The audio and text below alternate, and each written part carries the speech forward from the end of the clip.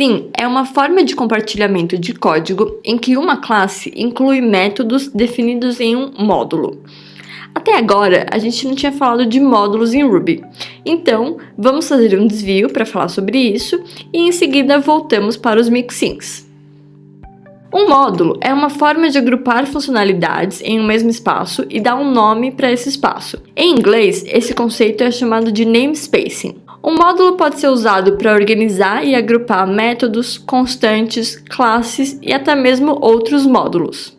Uma coisa importante é que módulos não são classes. Eles não podem ser instanciados, ou seja, não é possível criar objetos a partir de módulos. E módulos são muito úteis para evitar a colisão de nomes. Você pode ter dois nomes iguais no sistema que representam conceitos totalmente diferentes sem nenhum problema, desde que o namespace de cada um desses nomes seja diferente.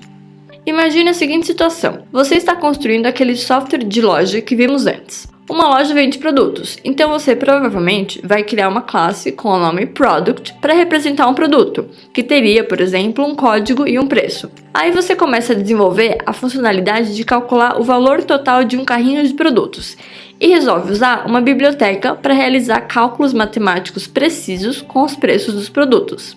Essa biblioteca tem diversas classes relacionadas com conceitos matemáticos, como number, para representar um número, division, para divisão, e product, para representar o produto de dois números. Agora, se não existisse o conceito de namespace, teríamos aqui um conflito de nomes. Não seria possível saber a qual dessas duas classes você quer se referir quando diz product.new. Felizmente, existem módulos em Ruby que permitem implementar namespacing, e o desenvolvedor da biblioteca de matemática usou módulos para colocar todas as classes em um namespace comum chamado math, de tal forma que agora math.product se refere à classe produto, que está dentro daquela biblioteca, e apenas product, sem nenhum prefixo, se refere à classe da sua aplicação. Com isso, a gente elimina a colisão que existia entre esses dois nomes. A sintaxe para a definição de um módulo é palavra-chave module, nome do módulo e end no final. Dentro do módulo, você pode definir constantes, métodos, classes e até outros módulos normalmente.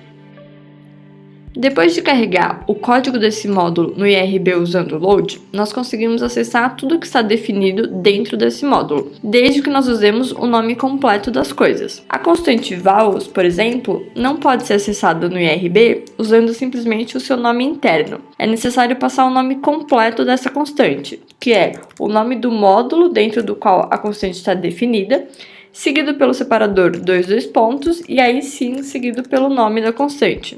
Agora sim, a gente vê o array. No caso de métodos, como esse método vowel que está definido aqui, a coisa é um pouco especial. Os métodos podem ser definidos aqui, só que eles não podem ser chamados diretamente. Então, chamar português.vowel é uma coisa que não vai funcionar. Esses métodos, eles vão ser incluídos nas classes que incluírem esse módulo. Você vai entender melhor como isso funciona quando a gente falar de mixin.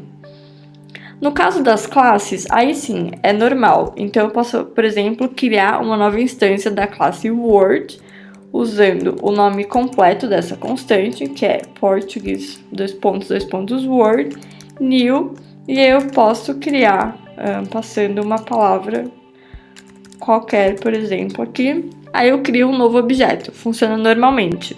E finalmente, eu também consigo acessar os módulos que estão definidos dentro desse módulo. De novo, o único segredo é você usar o nome completo, usando sempre o separador dois pontos.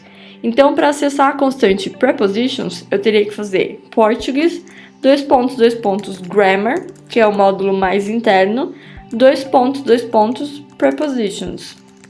E aí sim a gente consegue acessar a constante normalmente.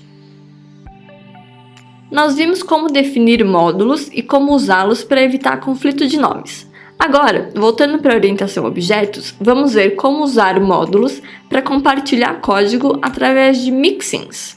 No nosso sistema fictício, nós já tínhamos definido a classe Product, que representa um produto. Imagine que um usuário desse sistema pede para você desenvolver uma funcionalidade que permite que ele adicione pequenas anotações a um produto, para facilitar o acompanhamento. Seriam notas como esse produto chegou amassado, ou precisamos trocar essa etiqueta urgente, alguma coisa assim. Então, você adiciona 2 novos métodos nessa classe.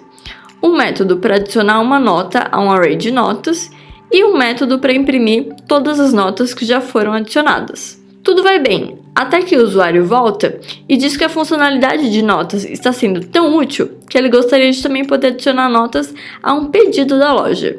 Então você olha para essa classe, que representa um pedido, e percebe que para fazer isso você teria que basicamente duplicar o código, o que não é uma boa ideia. A melhor solução é usar o conceito de mixin, e fica assim. Aqui, toda funcionalidade que precisa ser compartilhada entre as duas classes foi colocada em um módulo chamado Notes. Em seguida, em cada classe, nós substituímos todo o código que estava duplicado por um simples include com o nome do módulo. Esse código alcança o mesmo objetivo que o anterior, mas de uma maneira muito mais organizada e fácil de estender mais tarde.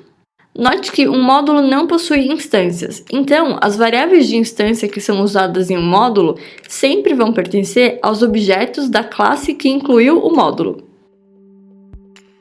Vamos testar essa funcionalidade. A classe Product incluiu o módulo Notes, então todos os objetos criados a partir dessa classe automaticamente conterão os 2 métodos que foram definidos naquele módulo. Para ver isso, a gente pode, por exemplo, criar uma nova instância da classe Product e chamar esses 2 métodos. O primeiro dele é o método addNote, que adiciona uma anotação ao produto. Então, posso adicionar uma anotação qualquer aqui. E, ok, o método foi chamado sem erro nenhum. Depois, o outro método que pode ser chamado é o printNotes. Repara que funcionou. Então, aqui nós temos aqueles 2 métodos que foram automaticamente incluídos em todas as instâncias dessa classe. E a mesma coisa funciona para a classe Order. Então, a gente pode criar uma nova instância dessa classe e chamar os mesmos 2 métodos. Então, nós podemos adicionar uma anotação a esse pedido, por exemplo, devolvido, se o pedido foi devolvido, e depois podemos imprimir. E funciona. O legal aqui é que as duas classes estão compartilhando o mesmo código, então não tem duplicação de código nenhuma.